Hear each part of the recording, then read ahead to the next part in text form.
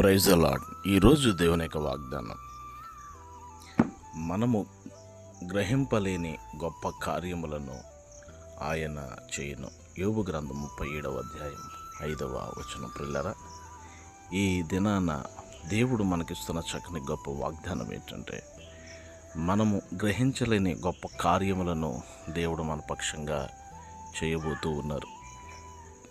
మనము దేని కొరకైతే నిరీక్షిస్తూ ఉన్నామో, దేని కొరకైతే ఎదురు చూస్తున్నామో, మనము గ్రహించలేని గొప్ప గొప్ప కార్యములను కేవలం దేవుడు మాత్రమే, అనగా గొప్పవారైన దేవుడు మాత్రమే చేయగలుగుతారు.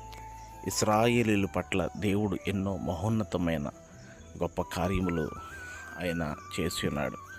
కనుక మన కొరకు కూడా ఆయన గొప్ప కార్యములు చేయబోతున్నాడు. కనుక ప్రభువైన యేసుక్రీస్తునందు విశ్వాసం ఉంచుదాం. మీ కొరకు ప్రార్థించే దైవజనులు రెవరెండ్ డేవిడ్ రాజుకు రాస్తున్నాను.